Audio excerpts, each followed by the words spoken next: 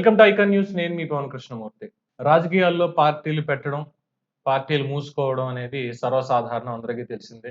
పార్టీకి బలమైన నాయకత్వం, అలాగే బలమైనటువంటి కార్యకర్తలు లేకపోతే ఆ పార్టీల మనుగడ అనేది ఏమవుతుందో భారతదేశ వ్యాప్తంగా అనేక పార్టీలను చూసాం. జాతీయ పార్టీలు కూడా కొన్ని మట్టిలో కలిసిపోయాయి. అలాగే ప్రాంతీయ పార్టీలు కూడా జాతీయ పార్టీల్లో విలీనాలైపోవడం కూడా మనం చూసాం. తెలుగు రాష్ట్రాల్లో చూసినట్టయితే లోక్‌సత్తా గాని, ప్రజారాజ్యం గాని ఇలాగా ఉన్నటువంటి పార్టీలున్నాయి. చాలా మంది పార్టీలు పెట్టారు.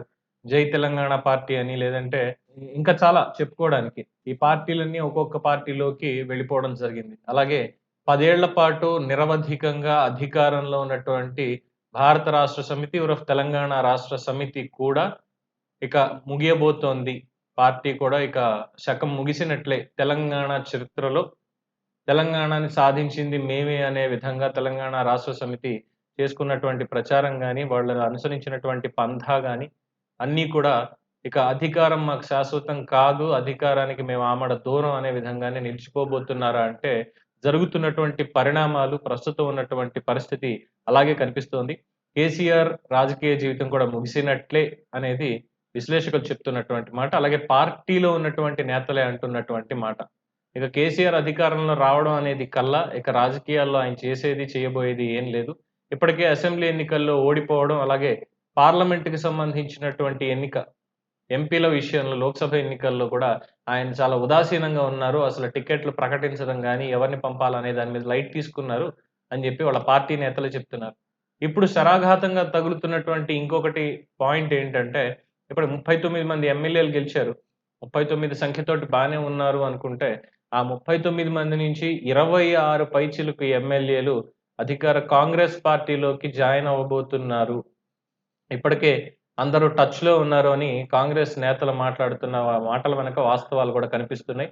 ఈ 26 మంది రేపు ఎంపీ ఎన్నికల తర్వాత బీఆర్ఎస్‌ని వదిలేసి కాంగ్రెస్ కండువా కప్పుకోబోతున్నారు. పూర్తి స్థాయిలో legislature party, BRS legislator party అనేది కాంగ్రెస్‌లో విలీనం చేయడానికి వాళ్ళందరూ సిద్ధంగా ఉన్నారు అనేది అందుతున్నటువంటి ఒక సమాచారం. ఎందుకంటే అధికారంలో ఉన్నప్పుడు ఇప్పుడు రేవంత్ రెడ్డి గతంలో పార్టీ నేతలు ఎవరైతే వెళ్ళిపోయారో, పార్టీ మారేటువంటి వాళ్ళని ఉరి తీయాలి, పెట్రోల్ పోసి తగలేయాలి అని చెప్పి కాంగ్రెస్ నేతలు ఎవరైతే బీఆర్ఎస్‌లో జాయిన్ అయిపోయారో వాళ్ళని ఉద్దేశించి వ్యాఖ్యానించారు. ఇది అటు బీఆర్ఎస్ నేతలకు కూడా వర్తిస్తుంది. వాళ్ళు అధికారంలో ఉన్నప్పుడు కాంగ్రెస్ నేతల్ని గాని, తెలుగుదేశం పార్టీ నేతల్ని గాని, మిగతా వాళ్ళని గాని ఏ విధంగా వాళ్ళ పార్టీలోకి బలవంతంగా వచ్చేలా చేసుకున్నారు.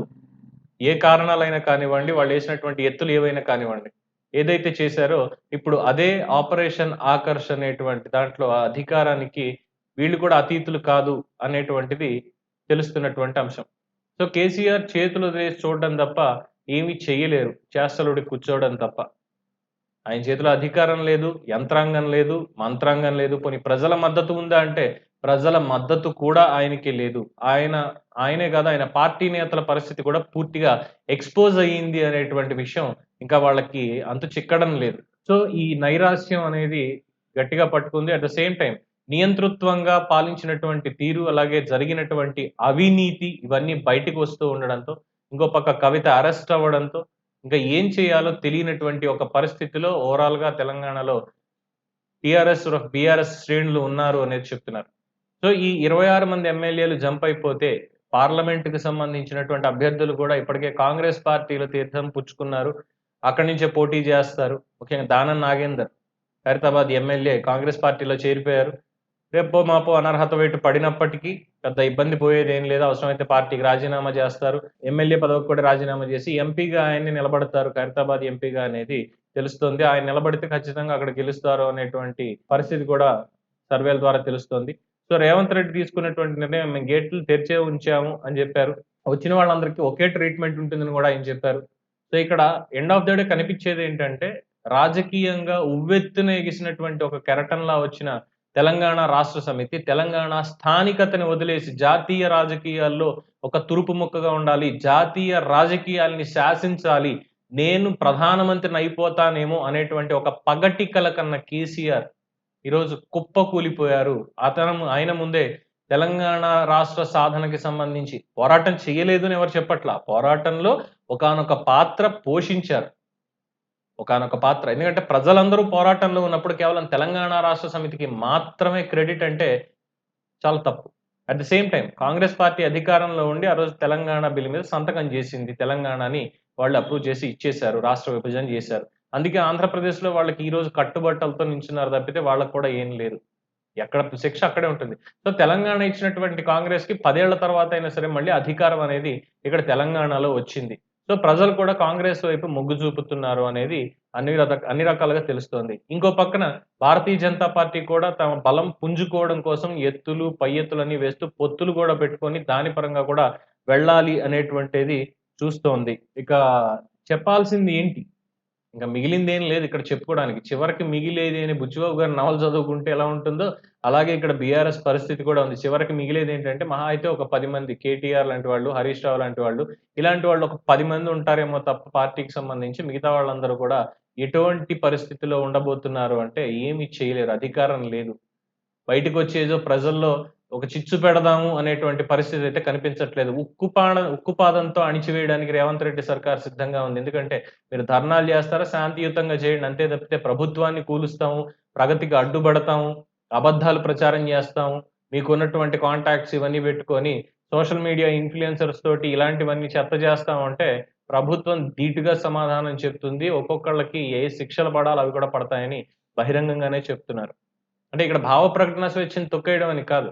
మీరేమైనా చేయాలనుకుంటే సిస్టమ్‌గా చేయండి. అంతే తప్పితే మీ ఇష్టం వచ్చినట్టు చేస్తే కుదరదు. ప్రజల మధ్యలో శాంతి భద్రత వాటికి సంబంధించినటువంటి అంశాల మీద మీ ఇష్టం వచ్చినట్టు వ్యాఖ్యానించడాలు, వాటికి విఘాతం కలిగించేలా చేయడాలు చేస్తే కుదరని పని అని చెప్పి స్పష్టంగా చెప్తున్నారు. సో, బీఆర్ఎస్ నేతలు ఒక పక్కన వణుకుతున్నారు. అలాగే స్కాములకు సంబంధించినటువంటి వివరాలు. కాళేశ్వరం స్కామ్ గుట్టంతా కూడా బయటకొస్తోంది. ఏం జరిగింది అనేది అందరికీ తెలిసిందే. ఎలక్టరల్ బాండ్స్ దానికి సంబంధించినటువంటి వివరాలు కూడా బయటకొస్తాయి. కాళేశ్వరంలో అవినీతి ఎంత జరిగింది? గొర్రెల పంపిణీలో అవినీతి ఎంత జరిగింది? ఇతరత్రా స్కీముల్లో ఎంత జరిగింది? ఏ లాలూచి ఒప్పందాలు జరిగాయి? రియల్ ఎస్టేట్‌కి సంబంధించి, ప్రభుత్వ భూములకు సంబంధించి ఎంతెంత లావాదేవీలు జరిగాయి? ఎవరికెవరు బినామీలు? ప్రతి ఒక్క లెక్కలు కూడా బయటకొస్తున్నాయి. ఎందుకంటే ఫోన్ ట్యాపింగ్ అనే అంశం కూడా మొత్తం ఉన్నటువంటి 9.5 ఏళ్లలో ప్రతిపక్షాల నుంచే కాదు, ప్రజలని కూడా వదలకుండా సెలబ్రిటీలు, సినీ ప్రముఖులు ప్రతి ఒక్కళ్ళ ఫోన్‌లు కూడా ట్యాప్ చేయించి, వాళ్ళని తమ కంట్రోల్‌లో పెట్టుకొని, తమ ప్రభుత్వానికి అనుకూలంగా ప్రకటనలిప్పించుకోవడం, మద్దతుగా పనిచేయించుకోవడం ఇవన్నీ కూడా చేశారు. ఇది చెల్లదిక ముందు ముందు అనేది స్పష్టమైపోయింది. సో, ఇక్కడ రేవంత్ రెడ్డి సర్కార్ ఫోన్ ట్యాపింగ్ చేస్తోందా? లేదా? అనే దానికి సమాధానం అయితే లేదు. ఖచ్చితంగా వీళ్ళు చేస్తున్నారు అనేదానికి. కానీ ఏదైతే గతంలో జరిగిందో అవి తవ్వి తీస్తేనే అనేక బొక్కలు బయటపడుతున్నాయి గాబట్టి, కేసీఆర్ అండ్ కోకి తిప్పలు తప్పవు. త్వరలోనే పార్టీని ఎయిదర్ బీజేపీలో ఆర్ కాంగ్రెస్‌లో కాంగ్రెస్ అయితే ఖచ్చితంగా విలీనానికి ఒప్పుకోదు, రానివ్వదు. ఇక బీజేపీ ఒకటే దిక్కుంది కాబట్టి బీజేపీలో విలీనం చేస్తామని చెప్పుకోవాలి. లేదంటే సొంత గూడు టీడీపీ ఎలా ఉంది కాబట్టి వెళ్లి చంద్రబాబు నాయుడు గారి కాళ్ళు పట్టుకొని, బాబు తప్పైపోయింది అప్పుడు చేసిన దానికి. ఇగో ఇలా అనుభవిస్తున్నాము పార్టీని, కార్యకర్తలందరిని మళ్ళీ ఇలా చేసుకోవాలి అంటే టీడీపీలోనే విలీనం చేస్తాం అని చెప్పి చెప్పుకోవడం తప్ప ఇంకోటేం లేదు అనేది విశ్లేషకులు చెప్తున్నటువంటి అభిప్రాయం. సో, తెలంగాణలో ఒక రాజకీయ పార్టీ, తెలంగాణ పుట్టుకతోటే అధికారంలోకొచ్చినటువంటి పార్టీ, తెలంగాణలో ఇక ముగియబోతోంది చరిత్ర అనేది ప్రస్తుతం ఉన్నటువంటి అంశం. సో, దీని మీద మీ అభిప్రాయాన్ని కామెంట్స్ రూపంలో తెలియజేయండి. చూస్తూనే ఉండండి ఐకాన్ న్యూస్. నేను మీ పవన్ కృష్ణమూర్తి.